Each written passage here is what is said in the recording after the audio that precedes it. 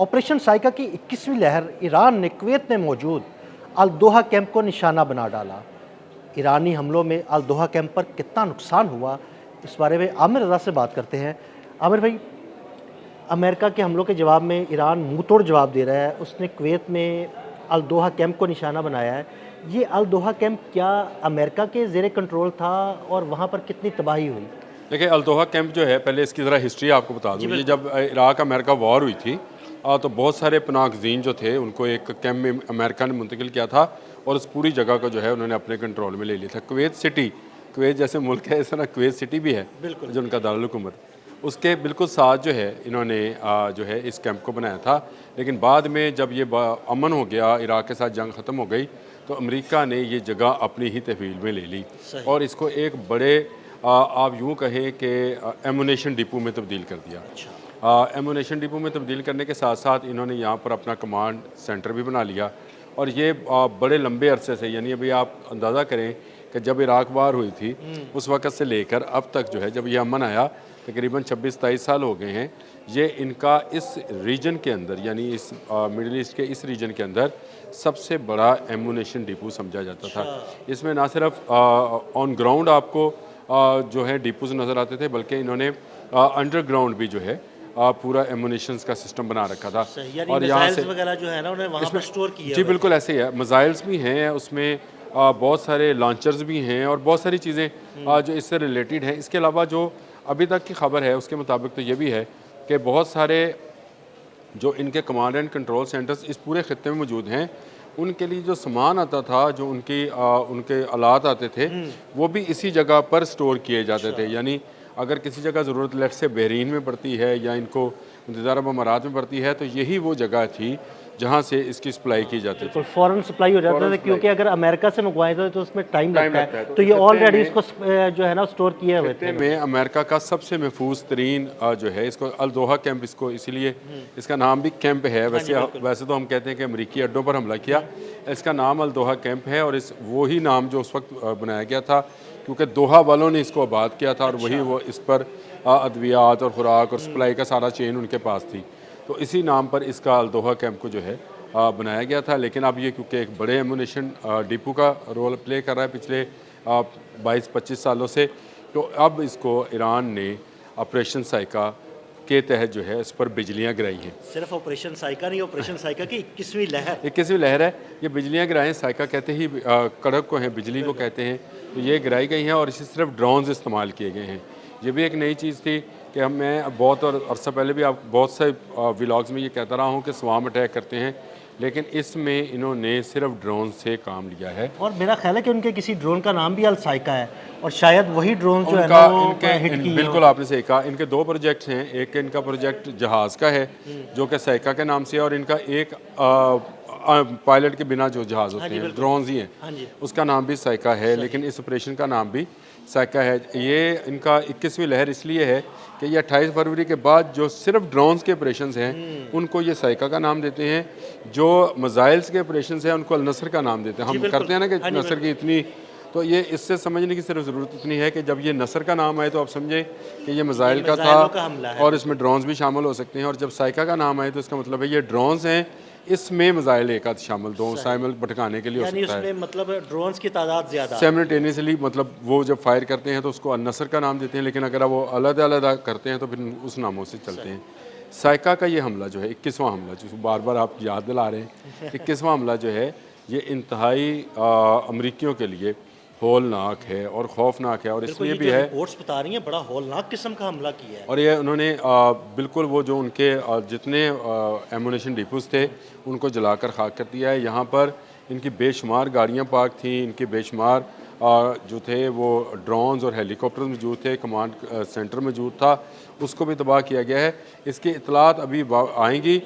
मेरी इतला के मुताबिक इसमें एक अमरीकी फ़ौजी की जान भी गई है। अभी पेंटागन ने तस्लीम नहीं किया है।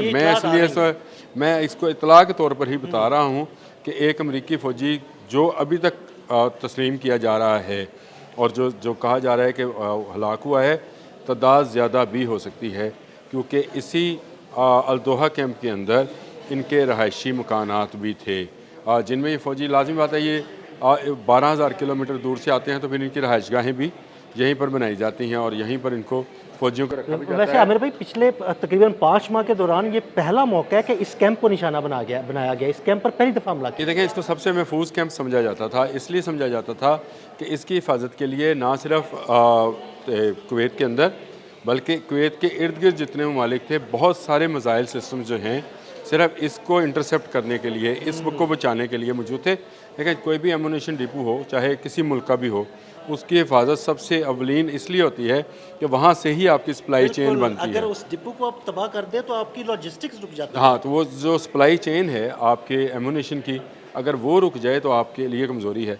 ईरान ने इस मामले में ये काम किया कि इसके इर्द गिर्द जितने थे, लेट से जॉर्डन में था या इसराइल में था या इसके इर्द गिर्द जितने ममालिक बनते थे, वहाँ जहाँ जहाँ से इसको इंटरसेप्ट किया जा रहा था, पहले उसने वहाँ पर हमले किए ताकि इसकी इंटरसेप्शन को कम किया जाए। इंटरसेप्शन तो अब भी हुई होगी, ये नहीं हो सकता कि जो ड्रोन्स आए सारे के सारे निशाने पर लगे। और मैं कहता हूँ कि कुवैती जो हैं ये इस मामले में ज़रा डिले करके सच बोलते हैं। मैं ये तो नहीं कहूँगा झूठ बोलते हैं। देखें, अभी उन्होंने डिसैलिनेशन का जो प्लांट था उसको कल तस्लीम किया। हमने ये स्टोरी दी थी तकरीबन 1 हफ़्ता 1.5 हफ़्ता पहले। वह जो उनका बिजली घर था उसका भी उन्होंने कल क्लेम तस्लीम किया। फिर कुवैत के अंदर जो लोग ज़ख्मी हुए, जिनको पेंटागन भी कह रहा है 100 से ज़ायद हैं, हमने पहले कहा था कि एम्बुलेंसेस कुवैत के अंदर घूम रही हैं और यहाँ पर जो बड़े पैमाने पर तबाही हुई है उसकी खबरें भी चंद दिन के बाद आना शुरू होंगी। तो ये हो नहीं सकता है कि इतना बड़ा हमला हुआ हो जिसकी मुख्तलिफ जो चैनल्स हैं उन्होंने बाकायदा उसके धमाके और उसकी आवाज़ें और वो जो सारी चीज़ें थी वो दिखाई हैं। तो साइका की 21वीं लहर जो है ये एक बड़े हमले में तब्दील हो गई। ईरान ने उसका जवाब दिया है। जो इन्होंने 11वीं लहर जो है एपिक फ्यूरी की, वो ईरान पर मुसल्लत की और ईरान के मुख्तलिफ शहरों में जो है बमबारी की है, उसका जवाब उन्होंने कुवैत में अल-दोहा कैंप में दिया है।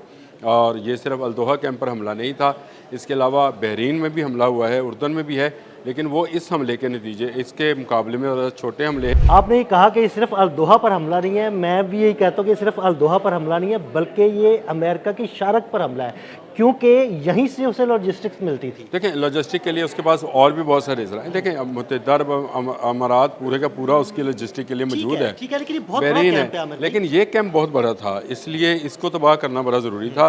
और मेरा ख्याल है ईरान ने सारे का सारा फोकस आज के इन 24 घंटों में इस एक कैंप पर किया, अल-दोहा कैंप पर किया।